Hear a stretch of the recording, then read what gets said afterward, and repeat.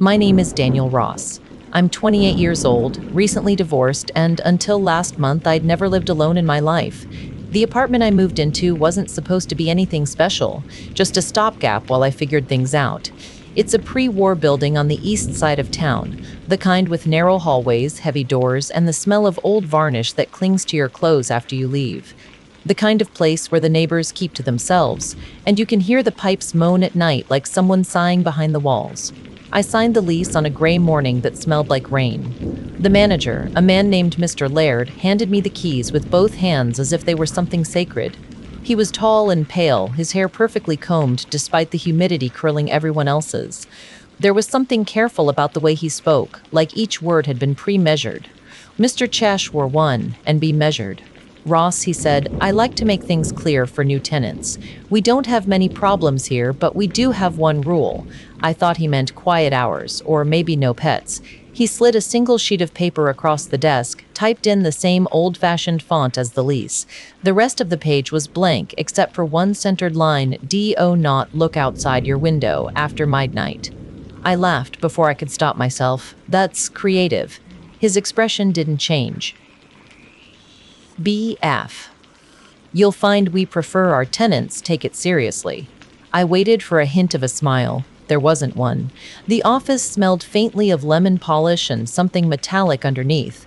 My hand hesitated on the pen before I signed, but the rent was cheap, too cheap really, for the location and space. I'd been living out of my car for a week after leaving my ex's place. At that point, anything with a roof and hot water was a blessing. Apartment 3C was on the third floor, tucked between identical doors. The hallway was narrow enough that carrying boxes felt like threading a needle. The carpet was old but clean, patterned in faded burgundy diamonds.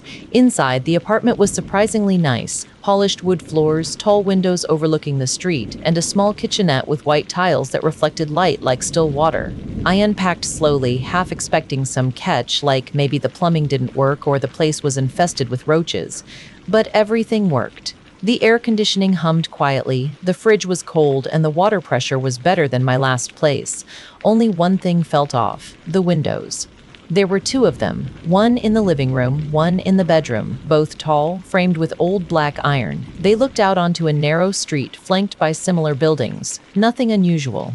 But when I first opened the blinds, I noticed the glass had a faint, uneven ripple, like it had been replaced unevenly or reheated.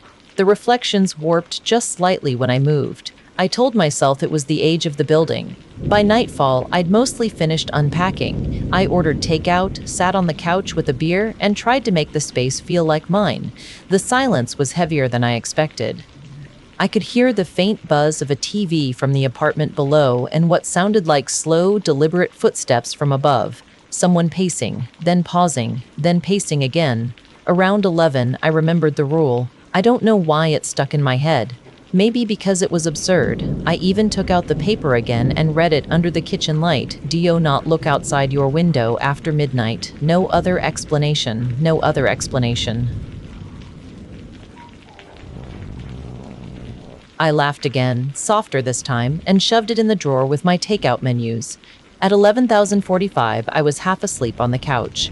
The TV was on low volume, some documentary about deep-sea fish, the kind of thing that blurs into background noise. I must have dozed off, because when I opened my eyes again, the clock on the wall read 12,003. The sound that woke me was faint, but distinct. A tap, then another, then a soft, deliberate scrape. It was coming from the window. I sat up slowly, heart still heavy with sleep, and turned toward the sound. The blinds were half drawn, and I could see the faint shimmer of streetlights beyond. Another tap, this time harder, sharper, like a fingernail against glass. I froze. I told myself it was probably a branch, maybe wind. But there were no trees that close to the window. I'd noticed that earlier. The nearest one was across the street, too far to reach even with the wind kicking. The tapping came again, 3 times. Then silence. I reached for the remote, turned the volume up just enough to drown it out, and told myself not to be ridiculous.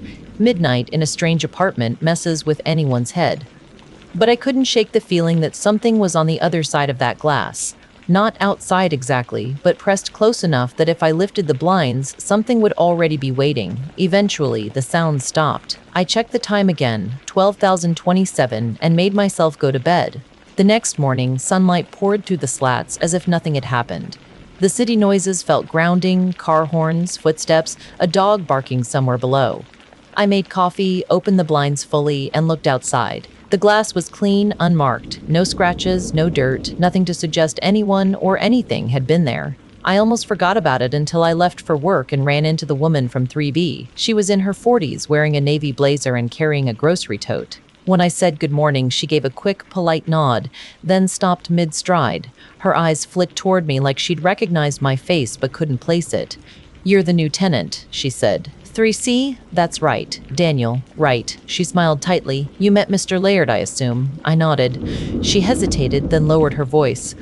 "You read the rule?" "Yeah," I said, laughing a little. "That's some kind of local joke, right?" Her face didn't change. "No, it isn't." Before I could ask, she brushed past me toward the stairs. "Just don't test it," she said over her shoulder. "You'll regret it." The rest of the day, her words replayed in my head. The tapping, her tone, the way she hadn't even smiled. That night, I made sure to close the blinds completely before midnight. I even turned the clock face away from me, as if that could keep me from thinking about the time. But around 12,000 I woke again. Not from a sound this time, but from pressure like the air itself had thickened. The room was cold, too cold for late summer. I could hear something faint beyond the window, not tapping this time, but movement. The scrape of shoes against pavement, slow and heavy, circling. Then a long pause. Then, faintly, the sound of breathing. It was close. Every instinct told me not to move. I stared at the ceiling, counting my breaths, waiting for it to fade. But it didn't fade. It lingered right there, just beyond the glass. The voice came next. A whisper, barely audible, almost part of the wind. "Daniel." The way it said my name, like someone tasting the shape of it, froze every muscle in my body. I didn't move, didn't breathe, didn't even blink. The voice repeated, softer this time. "Daniel, look." I pressed my hands against my ears, curled under the blanket like a child, and waited for morning. When I finally opened my eyes, sunlight was streaming through the blinds again. Everything looked ordinary. The same furniture, the same coffee cup on the table, the same folded lease on the counter. Except one thing. The blinds in the living room closed the night before were now open 2 inches. And pressed against the inside of the glass, just above eye level, was a faint mark. A single, fogged outline of a handprint on the inside. I stared at the handprint for a long time. The sunlight caught it at an angle, revealing smudges along the fingers, the faint streak of a palm dragging downward as if whoever made it had tried to hold on. My breath fogged the glass as I leaned closer. The temperature felt off again, like the air near the window was cooler than the rest of the room. I told myself it had to be mine. Maybe I'd touched the glass last night without realizing it, except the size was wrong, slightly smaller, the fingers thinner and longer. I wiped it away with my sleeve and tried to ignore the unease crawling up my throat. The apartment felt heavier that morning. The corners seemed darker, the walls closer. I made coffee, tried to shake off the night, and told myself I'd been dreaming. People dream about hearing their names all the time. It doesn't mean anything. Still, when I left for work, I avoided looking directly at the windows. Outside, the day was warm and bright. The streets smelled like exhaust and bakery yeast from the shop across the corner. Ordinary life. Grounding. The kind that makes you wonder if you're the one inventing the strange parts. When I got home that evening, I noticed something odd in the hallway outside my door. A slip of paper, folded twice, tucked under my doormat. No handwriting, just a neat typewritten line. "You should close your curtains before dusk." No signature. I checked both ends of the hallway. Empty. Only the hum of the old elevator echoing up the stairwell. I unlocked my door fast, shut it behind me, and leaned there for a second. The apartment was quiet. Too quiet. Even the usual sounds of plumbing and footsteps from above seemed absent, as if the building were holding its breath. I locked the windows, both. Then I turned on the lights, every one of them, until the place glowed like midday, but it didn't help. The feeling of being watched didn't lift. Around 7, there was a knock at the door, just one sharp and brief. I looked through the peephole and saw the woman from 3B. Her name, I'd learned from the mailbox, was Ellen. She looked uneasy standing there, arms crossed, lips pressed tight. When I opened the door, she glanced past me into the apartment, like checking that no one else was inside. "I saw the note," I said before she could speak. "Was that from you?" She hesitated. "Yes. I didn't want to alarm you, but you left your curtains open last night." I closed them before bed. Maybe you think you did. She lowered her voice. Just do what it says. Keep them closed. After dark, don't open them again for anything. Her seriousness made something tighten in my chest. Is this some kind of superstition? Her eyes flicked toward the window behind me. You heard it, didn't you? That stopped me. What? The voice. I didn't answer, but she read it on my face. I told Mr. Laird you shouldn't rent that unit, she said quietly. It's better not to ask questions. Just follow the rule. It's the only thing that keeps it out. What it? Her gaze snapped back to mine. Don't look for it. Then she stepped backward, turned, and disappeared down the hall. The sound of her heels faded fast. I closed the door, locked it again, and stood there listening to my own heartbeat. That night, I drew the curtains tight long before sunset. I even wedged a chair against them to keep them from shifting. Then I sat on the couch, waiting for time to pass, watching the clock crawl toward midnight. At 11,058, the building's hum changed. You don't notice background noise until it stops, but this was different. It didn't stop, it inverted. Like the silence itself had depth, like you could hear the absence of sound pressing in from every direction. Then the knocking started again, not at my door this time, at the window.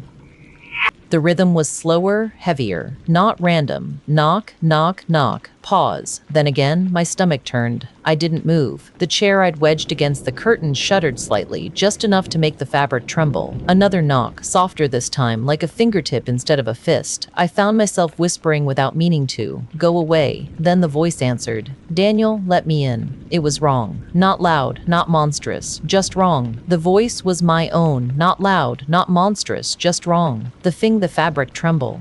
The same cadence, the same inflection.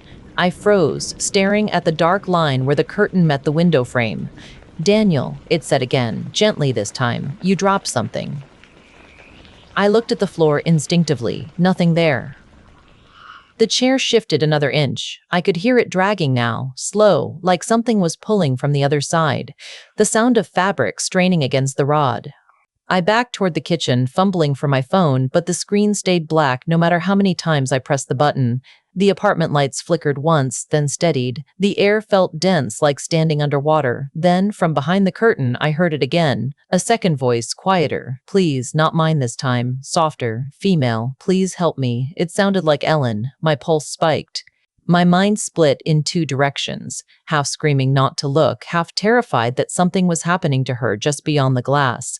Another knock. Daniel, hurry.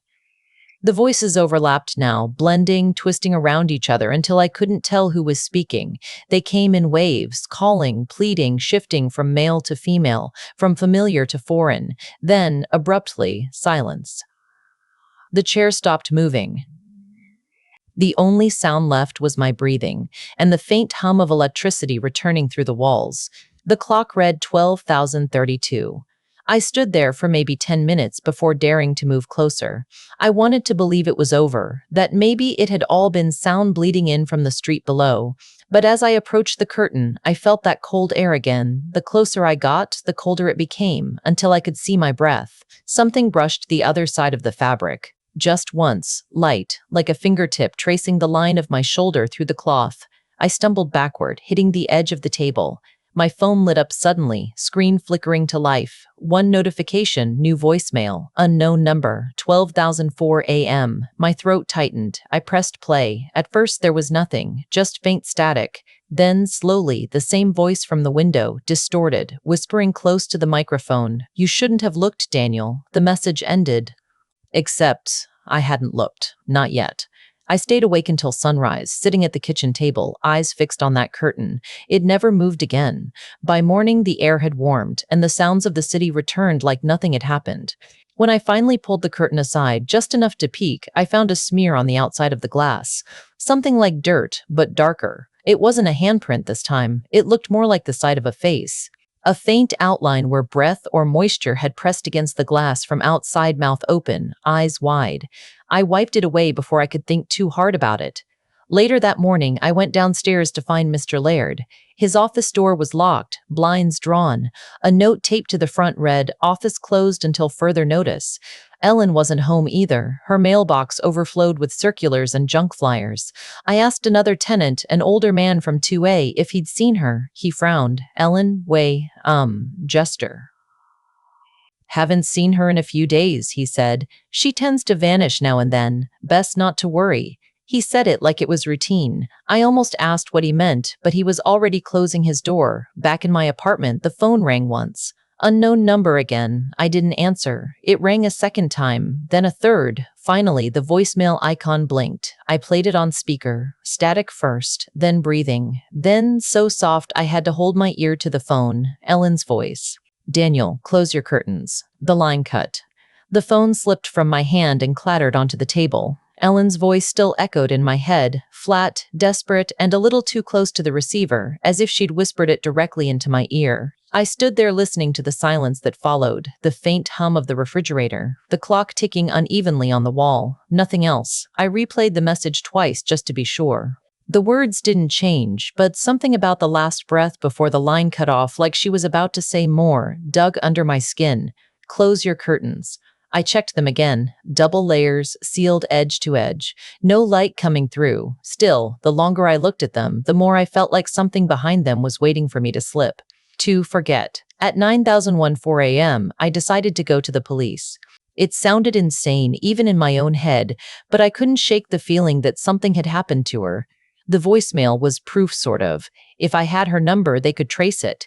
Except my phone log didn't list a number. Just unknown. No timestamp, no data entry. I tried calling Mr. Laird again. Still no answer. His office remained locked, blinds drawn. The hallway smelled faintly of ammonia and something else, like wet copper. The building felt emptier than usual. The usual morning noises, footsteps, pipes, someone playing the radio were gone. When I reached the lobby, the front door was propped open by a folded piece of cardboard. Outside, sunlight bounced off the glass windows across the street, blinding for a moment. I almost missed the dark smudge on the floor mat. It looked like a shoe print, barely there. But unlike dirt or mud, it was black, as if someone had stepped in soot. I glanced at the street empty. No delivery trucks, no pedestrians. Just heat rising off the pavement. Something about the silence made me uneasy again, so I went back upstairs. On the third floor, a new sound joined me, a soft, intermittent buzzing. Not the lights, not the pipes. It came from behind my door. When I unlocked it, the buzzing grew louder, coming from my bedroom. My phone, face down on the nightstand, was vibrating nonstop. I hadn't brought it in there. The screen was lit up, showing another voicemail notification. Unknown number.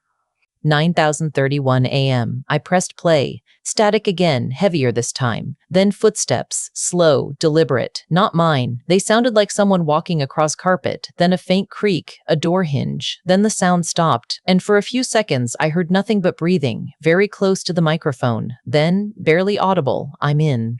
The message ended with a click. I froze. The apartment was silent again, but I could swear I smelled something faint and sour, like damp fabric left too long in the dark. I checked every room. Nothing. Closet empty, bathroom quiet, windows still locked. I opened every cabinet, every drawer. Nothing. But when I turned back toward the bedroom door, my reflection in the window caught my eye. For a moment, I thought I saw movement behind it, like someone standing just outside the glass, the suggestion of shoulders, a head tilted slightly. I blinked, and it was gone. I kept telling myself exhaustion was playing tricks. 2 nights of little sleep. Too much coffee. My mind filling gaps where there weren't any. Still, I couldn't stay in that apartment. Not that day. I packed a small bag, wallet, phone charger, a change of clothes, and decided to check into a motel near the freeway. Just a night away to clear my head. When I reached the elevator, I pressed the button. It hummed weakly but didn't move. I waited, then pressed again. Nothing. The stairwell would have to do. The air inside it was cooler, but the smell of rust and dust was strong.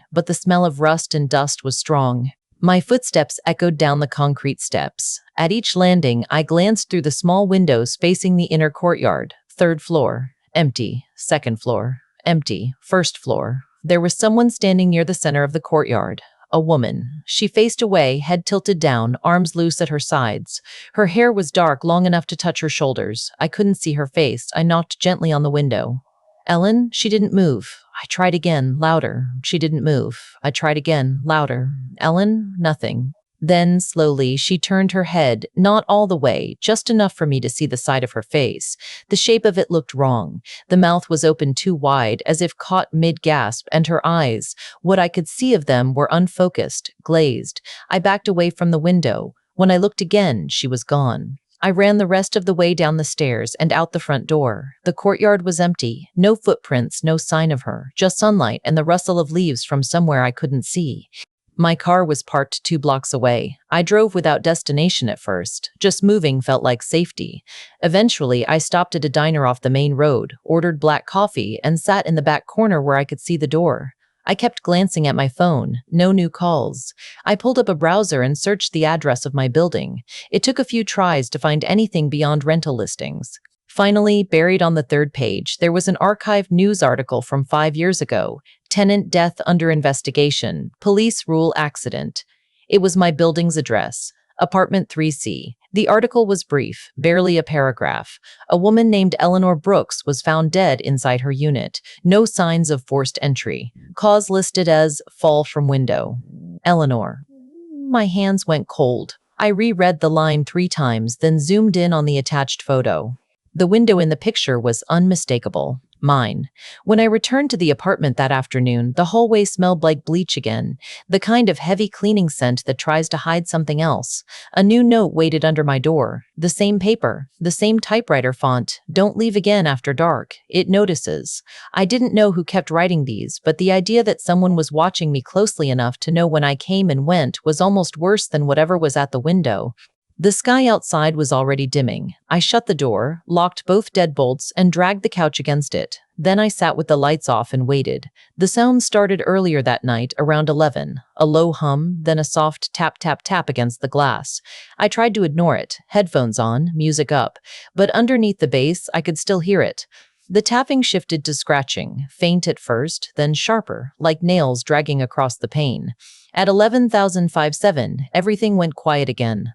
My music app crashed. The phone went dark. Then, the same whisper. Daniel. The voice was outside, but not beyond the glass. More like inside the walls, close to my ear. Daniel, you shouldn't have left. I pressed my back against the couch, eyes squeezed shut. Eyes squeezed shut. The air turned cold again, enough to sting my lungs.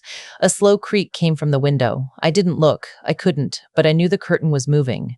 Something brushed the fabric, and a faint outline appeared in the light leaking through from the street. A shadow of a hand pressing flat, fingers stretching wide, the same as before. Only this time, there was another shape beside it, smaller, a child's hand, both pressed against the curtain, tracing down, leaving faint streaks where the fabric darkened from condensation. Then, softly, the voice again, 2 of them now, in unison. Let us in. The pressure built behind the glass, like a storm pressing against the walls. My ears rang. The air pulsed with static. Then silence. And in that silence, a faint metallic click, like a lock sliding into place. When I opened my eyes, the door behind me was no longer fully closed. The deadbolt had turned halfway on its own. I didn't move. I just sat there, breath shallow, waiting for whatever came next. But nothing came. The clock read 12:00 exactly. And somewhere in the building, faint and distant, someone else began to scream. The scream tore through the building like a thread snapping. It came from somewhere below, echoing through the vents, jagged and raw. It rose once sharp, human, then cut off mid-breath. The silence afterward was worse than the sound. I sat frozen on the floor, staring at the half-turned lock on my door. My body knew before my mind did. If I didn't check, I'd imagine something worse. If I did check, I might see it. Still, I moved. The floorboards groaned under my steps. The hallway outside was dim. Half the bulbs had gone out, leaving sections of shadow that made the air feel uneven. I could still smell the faint trace of bleach layered over something sourer, burnt dust or copper. I called out, "Hello?" No answer. Only the soft hum of the elevator shaft and, from somewhere far below, the rhythmic thump of pipes expanding. I took the stairs down 1 flight, shoes echoing against concrete. A door near the end was cracked open, just enough to show a sliver of light flickering inside. I hesitated, then knocked. "It's Daniel from upstairs. You okay?" The light blinked once, like a candle snuffed by breath. When I pushed the door, it gave easily. The apartment beyond was empty. The furniture covered in white sheets, the air thick with dust. It looked like no one had lived there for months. But near the window, on the floor, was a shape, a small one, a shoe. Children's size. Worn at the heel, one lace missing. I crouched down, the sound of my heartbeat loud in my ears. The window above it was open a crack, curtain drifting inward with the draft. Outside, the night pressed thick and soundless. Something moved in the reflection. At first I thought it was me, but the angle was wrong. The figure in the glass stood a few inches closer, its shoulders slightly turned. I didn't wait to look twice. I shut the window, dropped the curtain, and backed out, closing the door softly behind me. The scream had stopped. Whatever made it was gone, or was never there. Back upstairs, my door was wide open. I knew I'd left it shut. I'd heard the bolt click earlier. The living room light was on, buzzing faintly. My phone sat on the coffee table, screen bright. A new voicemail was waiting. Unknown number. 12:09 a.m. I didn't press play. I couldn't. Instead, I picked up the phone and put it face down again, as if turning it away could stop it from being real. The air felt wrong, thick, heavy, charged like before a storm. My reflection in the darkened TV screen shimmered faintly, as if the surface rippled. I tried to steady my breathing. 1, 2, 3.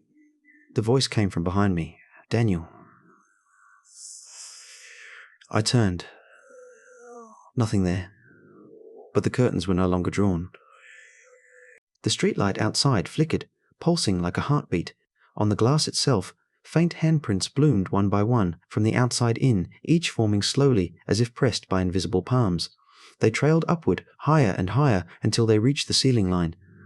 Then silence.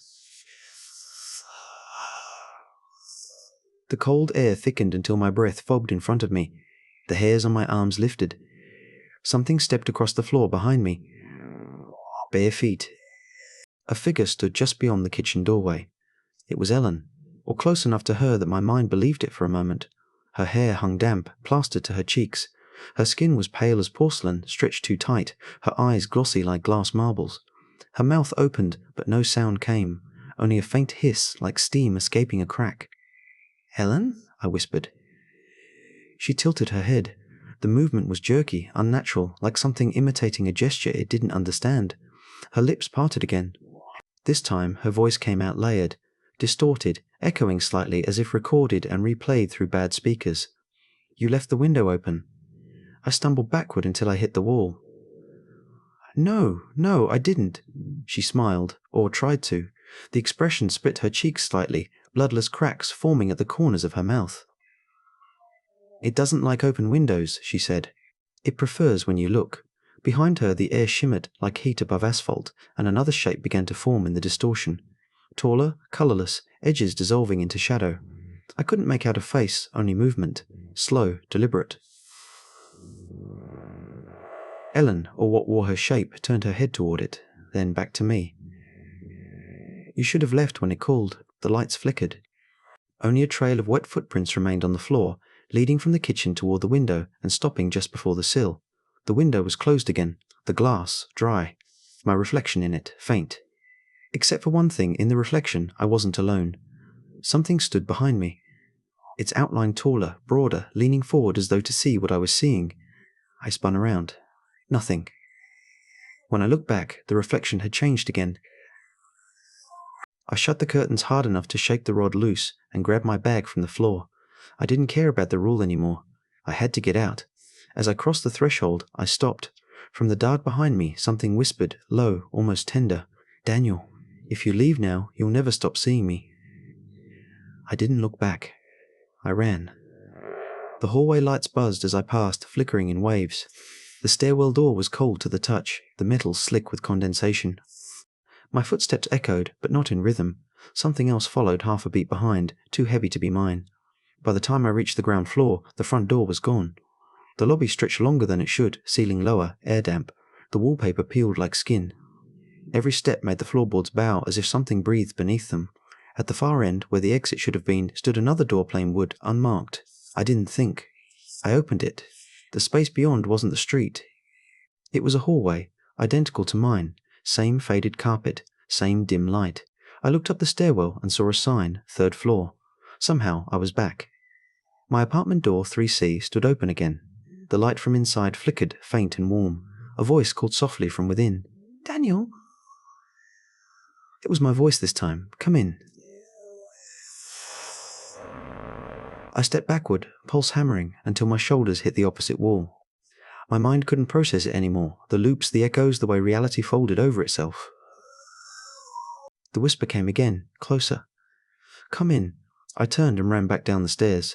When I reached the first floor again, the exit was there this time, real, solid, glowing with faint light from outside.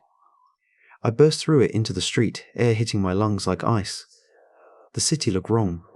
No people, no cars, no sound, just rows of dark windows stretching in every direction. Identical buildings repeating like reflections in a mirror. The noise echoed longer than it should have. I walked down the empty street, calling for anyone, listening for traffic, dogs, anything. Nothing. Every building had the same number on the front. 218 West Pine. Every window on every floor was shut tight. And as I passed one of them, I saw movement, my own reflection watching me from the inside. Then, faintly through the glass, "Don't look out after midnight." I stood in the middle of the empty street, staring at the reflection that moved half a breath out of sync with me. When I lifted my hand, it lifted slower. When I stepped left, it hesitated, then followed. The distortion in the glass rippled like water, and behind my reflection, something taller leaned close, just enough that I could see the curve of its shoulder. The sound that came out of my throat wasn't quite a word, more like air forced through panic. Every window on the block reflected the same thing, me, multiplied, repeating, watched by something I couldn't quite see. The silence pressed like a physical weight. I shouted once just to hear my own voice echo. It didn't. The sound dropped flat, swallowed by the air. The street stretched farther than I remembered. Buildings that should have ended after 5 blocks just kept going, cloned and copied, each window dark, each door numbered 218 West Pine. I started walking. My footsteps sounded distant, muffled, as if the pavement itself absorbed them. After a few minutes, I passed a flickering streetlight and noticed something written in chalk on the pole. "Look only forward." The letters were jagged, frantic, almost carved rather than drawn. I followed the direction of the arrow beneath it, keeping my eyes fixed straight ahead. The longer I walked, the stranger the air became. It carried no wind, no temperature, just a faint hum, like static behind the silence. I kept waiting to reach an intersection or a park or anything familiar, but the buildings never changed. Then I noticed something new. One window half a block ahead was lit. Dim yellow light, steady, like a candle burning low. I moved toward it without thinking, drawn by the sheer relief of seeing anything that wasn't black glass. As I got closer, I saw movement inside, a shadow pacing back and forth, then pausing near the window. I raised a hand to wave. The shadow stopped. Then it stepped forward and pressed a palm to the glass. For a second, I thought it was a person, until I saw the arm bend wrong, the wrist twisting in a slow, fluid rotation no joint should make. The hand on the glass flattened, fingers spreading until they covered almost the entire pane. Then it lowered its head, and I saw its face, or rather, the lack of one. The skin was blank where features should have been, smooth and colorless, like wax beginning to melt. I ran. The street didn't end. It just bent subtly, like a corridor turning in on itself. The buildings curved with it, repeating endlessly. My breath came in short bursts. Every time I glanced sideways, the reflection in the windows showed me from behind, as if I was being followed from every angle. After what felt like hours, a doorway appeared on the right open, warm light spilling through. A brass plate beside it read, "Manager's office." I didn't think, I just went inside. The space was small, the air still. "Ross," he said calmly, "you broke the rule." My voice came out hoarse. "Where am I?" "You're still at 218 West Pine," he said. "In a way." His expression didn't change, but something about the way he watched me felt wrong, too steady, too knowing. "You looked outside after midnight, didn't you?" "I didn't mean to. That doesn't matter." He stood, moving with an odd stiffness, like every motion was predetermined. "Once it sees you, the street begins to mirror you. You shouldn't have left your window." I backed away. "What is it?" He smiled faintly, though the skin around his mouth didn't move with it. "It's not something that can be named. It's simply what waits for attention." The lights in the office dimmed slightly. Behind him, the window reflected both of us, but his reflection didn't move when he did. It stood still. I stared at it, my stomach turning. His reflection was facing me directly, even though his real body had turned to close the ledger. When he noticed me watching, his smile widened, not in his face, but in the glass. He said softly, "You should go back upstairs now." "Upstairs?" "Home," he said. "It's where it started. It's where it ends." The moment I stepped outside again, the city noise returned, but faintly warped, like a recording played backward. Streetlights buzzed overhead, too bright, washing everything in pale yellow.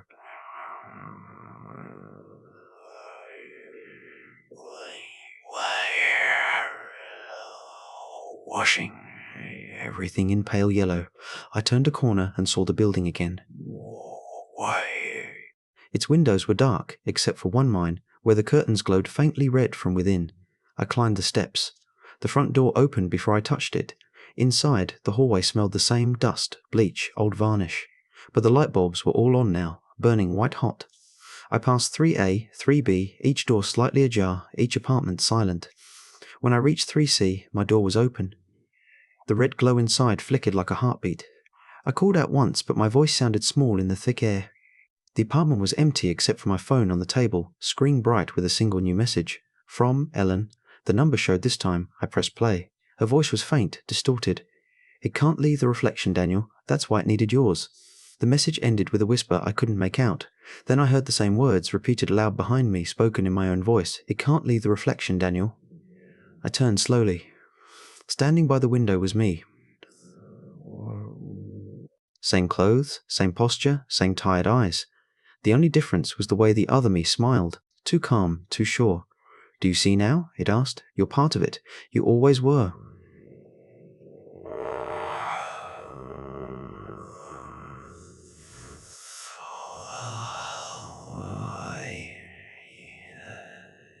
"You're not real. You're the one who looked. You invited me in. You looked into the glass, Daniel. You made the trade." "What trade? What trade?" And then the air around me shifted. The walls began to breathe, slowly expanding, contracting, like lungs drawing air. The floor swayed beneath my feet. I stumbled to the table, gripping it hard. My phone vibrated again. Another voicemail, same number. I pressed play without thinking. This time it was my voice. Calm, steady, distant. "You have to close the window before sunrise," it said, "or you'll stay on that side." The other. Me smiled wider, teeth too straight, too white. "It's nearly dawn."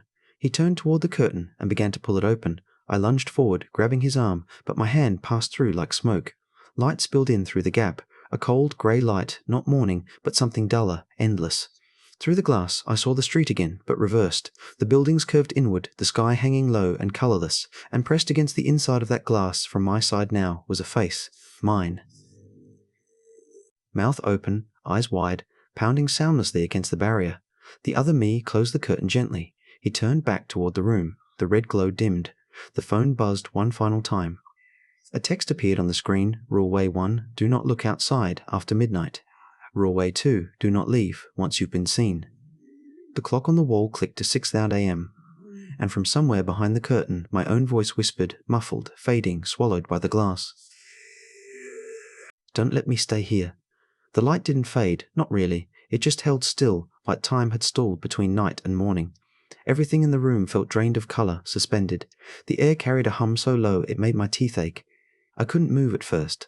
My body didn't register itself, no heartbeat, no breath, just awareness trapped in a shape that barely belonged to me. Across the room, the other me stood perfectly still, his hand resting lightly on the curtain as if guarding it. He spoke without looking up. "You're still here." His tone was casual, even kind. "What are you?" I managed. He smiled faintly. "Reflection. Residue. Pick a word. It doesn't matter what you call the side that remembers you." I looked down at my hands. They weren't solid anymore, not transparent, but unfocused, the edges flickering faintly like a heat mirage. "It saw you, and now you belong to its copy." I shook my head. "I didn't agree to anything." "You don't have to." He moved closer, the floorboards not creaking beneath him. "Attention is permission. You looked too long. You listened when it spoke your name." I felt a tug deep in my stomach, not physical but magnetic, pulling me toward the window. The curtain shifted slightly, the faint red glow behind it brightening. "You might understand." "I don't want to."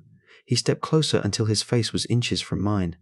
His eyes looked normal blue like mine, but empty of depth, as if they'd been painted on glass. "You already have." He lifted his hand and pressed it to my chest. Cold radiated outward instantly, a hollow kind of cold that didn't belong to air or temperature. I stumbled back, gasping, but my lungs barely worked. It was the faintest sound like breath fogging glass. I turned despite every nerve screaming not to. The curtain pulsed once, slow and rhythmic, like something breathing behind fabric, a shape pressed against it, indistinct, then a second shape beside it, smaller, the child's silhouette, and then another one, and another. Dozens of outlines filled the curtain, rising and fading in slow motion, all facing inward. The other me didn't move. "Every tenant leaves something behind," he said softly. "Every one of them looks." The apartment door creaked open then, though I hadn't touched it. In the hallway stood Ellen, or her echo. Her head tilted slightly, eyes milky, skin faintly luminescent in the half-light. She moved with the stiffness of a puppet. "They called your name," she whispered. "You shouldn't have answered." The other me stepped aside, gesturing toward her. "She's been here a long time. She tried to warn you. Why?" My voice barely held. "Because she thought it mattered." Ellen reached out a trembling hand, palm up. "It feeds on patterns, on the places where time folds. Don't let it take your voice." I didn't understand what she meant until she started to dissolve. It began at her fingertips, skin unraveling into faint grey mist that drifted upward, absorbed by the air. Her lips moved once more, silent this time, and then she was gone. The hallway snapped back to normal length. The other me sighed softly, almost wistful. She broke the rule too. Some of them do it on purpose. Something inside me shifted, the instinct to run, to escape, to move anywhere but here. I lunged for the door. He didn't stop me. The stairwell waited, grey and endless, walls sweating moisture that smelled of iron. I ran down flight after flight until my legs burned, but every landing was marked third floor. When I burst through a random door, I found myself in my apartment again. The other me stood where I'd left him, only now there were more figures behind him. Faint silhouettes, human but not distinct, crowding the walls like shadows waiting for orders. "You can't leave," he said simply. "You're where it keeps the ones who notice." The air thickened again. The window brightened. He tilted his head toward it. "But there's another way. You could take my place." "What does that mean?" "Someone new will move in soon. They'll read the rule. They won't believe it. When they look, you'll be waiting here, and you'll tell them not to." "I won't do that." His smile didn't reach his eyes. "You already are." The hum in the walls deepened, a vibration that made the floor tremble. My phone buzzed once on the table. I grabbed it. Screen cracked, signal dead, but a single message glowed across it anyway. From manager subject, Lise Renewal. Beneath it, a smaller line, "Welcome to 3C, Daniel." I looked up, the other me was gone. The apartment was quiet, ordinary. Morning sunlight filtered through the blinds like it always should have. Except the city outside wasn't mined. The skyline was wrong, distant towers leaning slightly inward, streets looping into themselves. People walked below, but their movements repeated every few seconds, like a film skipping frames. I banged on the glass. It didn't sound like glass anymore. It sounded like something soft, like skin. When I pulled my hand back, the mark of my palm remained on both sides. My reflection looked back at me again, matching my movements perfectly. Then it smiled first. The red light behind it flared. I stumbled away, heart hammering uselessly. The door opened behind me once more. Mr. Laird stepped through. Same perfect hair, same clean suit. "Congratulations," he said softly. "You settled in. I want out." He studied me with mild curiosity.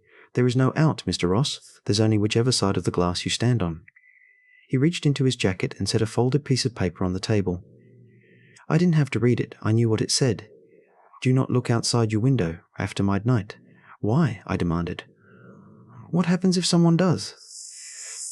"You find out which of you belongs in the reflection." He turned to leave, his outline thinning at the edges until he vanished entirely. The lights flickered once, then steadied, and then footsteps outside the door. Light, hesitant, boxes scraping the floor, a new voice, a man. "Hey, Mr. Laird. I'm here for the keys, apartment 3C. The sound of a key turning, a door opening, footsteps entering. The reflection of the newcomer stared back at me from the other side. He set his boxes down, looking around, unaware. My own voice rose, muffled through the barrier. "Don't look. Please, don't look out after midnight." He paused, frowning, then glanced toward the window. For a second, our eyes met through the glass. Then, faintly, from the corner of the room came the sound of typing. Another sheet of paper slid slowly out from beneath the crack of the door, the typewritten letters crisp and familiar, "Welcome to 3C. One rule only." The man picked it up, reading aloud under his breath. "Do not look outside your window after midnight. That's weird." He laughed.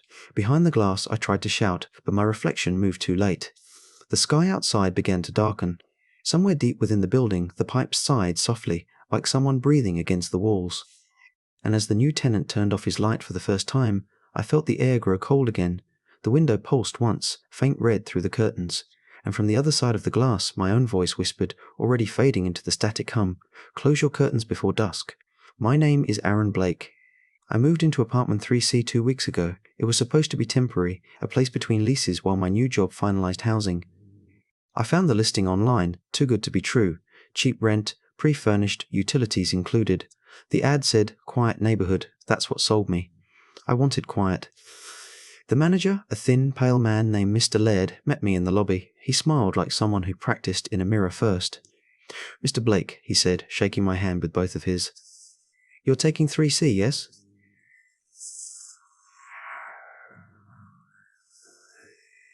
"You're taking 3C, yes? Excellent choice." There was only one line on it. "Do not look outside your window after midnight." I laughed. "That's the least joke, right?" Mr. Laird's expression didn't change. "It's not a joke." Something in his voice left me unsure whether to laugh again or apologize, so I just nodded. He gestured toward the stairs. "I don't live on site after dark. If you need anything, leave a note under the office door." "Welcome to 2118 West Pine." That was it. No tour, no formality. The apartment was cleaner than I expected. Wooden floors, pale walls, a faint scent of lemon polish. It had everything: a small table, couch, working stove, and the window, tall and narrow, facing the street. The glass shimmered faintly when I passed it, like light bending in heat. I chalked it up to old glass warping over time. That first night, I unpacked, ordered takeout, and sat watching the city lights until fatigue blurred everything. The paper Mr. Laird gave me lay on the counter, the line about not looking after midnight turning over in my head. Rules like that begged to be broken. At 11,008, I went to the window. The street below was empty, washed pale by a single flickering streetlight. I checked my phone. 11,059. I smirked. At exactly 12 round, the air shifted. No breeze, no sound, just pressure, like standing too close to speakers turned low. Then, faintly through the glass, I saw movement. Someone was standing in the middle of the road. It looked like a man. Tall, shoulders broad, but the light from surrounding windows didn't touch him. His head tilted up, slowly, until I was certain he was looking straight at me. I stepped back instinctively. My phone buzzed once on the table, unknown number. When I picked it up, a single text waited on the screen. "Close your curtains before dusk." I turned toward the counter where I'd left the typed rule. The paper was gone. The buzzing stopped. The air eased. I closed the curtain and didn't sleep. The next morning, the streetlight outside was still off. A dark smear stained the pavement directly beneath it, long and narrow, like something had melted there. I told myself it was oil, or maybe shadows playing tricks. Still, I found myself glancing at the window more than once that day, half expecting the figure to reappear. When I left for work, a woman from 3B caught me in the hall. "You're the new tenant?" she asked. Her eyes darted toward my door. 3C? "That's me," I said. She hesitated. "Did he tell you the rule?" "Yeah, don't look outside after midnight." "Then don't." Her tone carried a weight that shut down my next joke before it started. "Just keep your curtains closed, please." I nodded, uneasy. That evening, I came home to find an envelope slipped under my door. No address, no name. Inside was a photo, blurry, grainy. It showed someone standing at a window, backlit by faint red light. The outline was me. I dropped the photo and checked the window instantly. Closed. Locked. I couldn't explain the photo. No one could have taken it. My blinds had been shut since last night. Still, I stuffed it into a drawer, trying not to think about how cold the paper felt. That night, I told myself I wouldn't look. I really meant it. But at 12,007, I woke to tapping. From the window, I told myself it was pipes expanding, or maybe the neighbor's TV. Then came the whisper, "Aaron." The voice was soft, familiar somehow. I pulled the blanket over my head, heart pounding. "Aaron, it's cold out here." I pressed my hands over my ears. "You have to let me in." I didn't move. The whisper turned to a breath against glass, then silence. When morning came, sunlight poured through again like nothing had happened, but the curtain had shifted slightly during the night.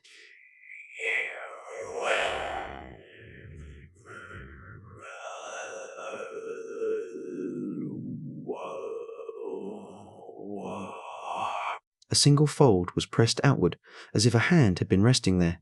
I kept telling myself exhaustion could make a person hear anything. Still, I couldn't stop thinking about the photo, the red light, the way my name had sounded in that voice, gentle, pleading. 2 nights later, curiosity won. I waited until 11:59 again, standing at the window. This time, I didn't see anyone outside, only my own reflection, pale in the glass. Then it smiled. The reflection leaned forward slightly, the glass bowing outward between us. It mouthed something. I couldn't hear the words, but I understood them. "Don't look away." I stumbled backward. My reflection didn't move. Then the lights in the apartment flickered. The air thickened again. The smell of wet metal filled my nose. The reflection's hand pressed against the inside of the glass. My side. I ran for the door. The lock turned, but the knob wouldn't budge, like pressure from the other side held it still. The reflection spoke again, faintly audible now. "You replaced him." "What?" I shouted. "Who?" It smiled again, teeth too sharp, too many. "You'll learn." The lights went out. When they came back, I was sitting on the couch, morning sun filling the room. My hands were clean, my phone was on the table. The note with the rule had returned. But someone had written a second line beneath it, in smaller, uneven letters. "Don't answer the voice that sounds like you." That evening, I packed my things. I was ready to leave. The rent could keep itself. But when I opened the front door, the hallway was wrong. It stretched farther than it should have, fading into dim light. Doors multiplied, each labeled 3C. The smell of lemon polish mixed with something sweet and rotten. From somewhere deep in that impossible corridor, I heard my own voice calling, "Aaron." I slammed the door shut, heart racing. When I turned around, the furniture had shifted slightly. The table was closer to the window. The curtain moved, though no breeze touched it. I picked up my phone to call someone, but the signal was gone. The battery indicator blinked red, then flatlined. On the screen's reflection, someone stood behind me. I turned too fast, hit the wall. The reflection still stared from the black screen. It whispered, "Midnight soon." I threw the phone, watched it shatter against the floor. For the rest of the night, I sat in the bathroom, door locked, lights on. I didn't sleep. When dawn came, I opened the bathroom door slowly. The apartment looked normal again. The smell was gone. The light felt normal. Until I saw the curtain, drawn open. The glass gleamed faintly in morning sun. And written across it, backward but readable from where I stood, were the words, "I told you not to look." The letters on the window looked as though they'd been traced by a fingertip from inside the glass, raised slightly, faintly wet. Sunlight struck them and shimmered red for an instant before fading to clear. It came from behind the window. I whispered, "Who's there?" Nothing, just the hum of pipes deep in the building, the steady tick of the wall clock.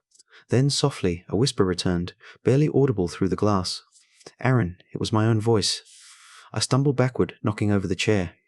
The whisper came again, stronger, still using my tone, my rhythm. "Let me in. Please." My throat went dry. The sunlight through the window dimmed, the glass dulling until it looked more like metal than glass. My reflection blurred, replaced by movement, something pacing just behind the surface. When it leaned forward, I saw its face clearly. It was my face. The same eyes, same expression. Only it was smiling while I wasn't. It lifted a hand and pressed it flat against the inside. I could see the lines on the palm. The skin flexed like it was truly there, not a reflection at all. "Open the window," it said. "You're supposed to." I shook my head. That's what he said. Who? The last one. The window pulsed outward slightly, just once, as if something had pushed from the other side. The sound that came after was small but unmistakable. The squeak of a latch shifting against pressure. The lock. I lunged forward and pressed both hands against the frame. Stay closed. My reflection laughed, soundless. The laughter bloomed in my mind instead, echoing behind my eyes. Then, faintly, I heard a voice from the hallway outside. A man calling out, muffled by the door. "Mr. Blake, it's the manager. You missed rent." I froze. The voice came again. "Mr. Blake, are you home?" I turned toward the door. The keyhole shadow flickered as if someone was standing directly in front of it. Then the reflection whispered, "He won't help you." I ignored it and unlocked the door. The hallway was empty. The smell of polish and iron hung thick in the air. The fluorescent light overhead buzzed, bright enough to make my vision swim. I called, "Mr. Laird?" The only answer came from the stairwell, a faint creak followed by the rhythmic drag of footsteps climbing, slow and deliberate. When I leaned over the railing, the stairwell wasn't the same one I'd used before. It spiraled endlessly downward, the bottom lost in grey haze. The footsteps didn't echo from below, they came from above. A shape appeared on the next landing up, tall, pale, perfectly still for a moment before stepping forward. It looked like Mr. Laird, but his suit was wet, clinging to him like soaked paper. His eyes were blank, unfocused, his mouth twitching with effort to form words. "You broke the rule," he said, voice rasping, as if it scraped against his throat. "I didn't look last night," I said. He stopped halfway down the stairs, head tilting too far to one side. "No, but it looked at you." Behind him, the air shimmered faintly, distorting the wall. For a heartbeat, I saw faces, dozens of them, pressed against the surface before vanishing again. "Help me get out," I said. "Please." He smiled faintly, teeth too white. "You can't leave until someone takes your place." "What does that mean?" "You know," he said. "You've seen it." He stepped onto the final stair, his wet shoes leaving no sound. The smell of mildew and rot filled the hall. Then he was gone. The air where he'd stood rippled, and through it I saw another hallway, a cleaner one, brighter. A man stood at the end of it holding a box. Another new tenant. I shouted, but no sound came. My voice died before leaving my mouth. The ripple closed. When I turned back toward my apartment, the door was wide open. The window glowed again, red, steady. A figure stood in front of it. It was the man from before. The one from the reflection. Only now, he was on my side of the glass. He looked around the room, curious, as if he'd never seen it before. Then he turned to me and said, "It's better here, isn't it?" I couldn't speak. He smiled gently. "You'll get used to the other side. We all do." I looked past him. The window now showed the city beyond, but it wasn't the one I knew. The streets bent wrong, lights looping back on themselves, buildings repeating endlessly into the fog. It was me, terrified, eyes wide. The man glanced back at it, then at me. "Don't worry, it fades." He reached out his hand. "You can stay if you don't fight it." I backed away, shaking my head. "I don't want to stay." He stepped closer. "Then close your eyes." When I did, cold air brushed my face. For a moment, everything felt weightless, like falling slowly through still water. Then I was somewhere else. The light was softer here. The walls brighter. I could hear the faint sound of footsteps above and smell the old varnish again. I turned toward the window. A man stood on the street below, looking up at me. He had a box in his hands. I tried to shout, but the sound warped, thin and distant, as if coming from underwater.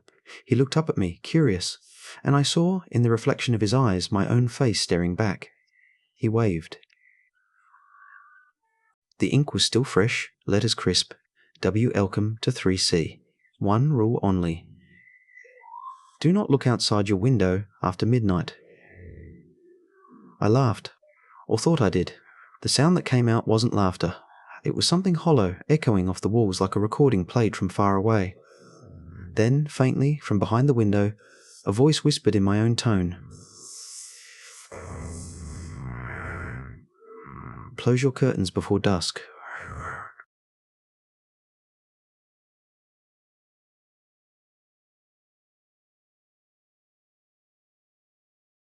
Outside, the city lights flickered. Inside, the reflection smiled. And somewhere, in a hallway that didn't end, footsteps began again, soft, steady, and getting closer.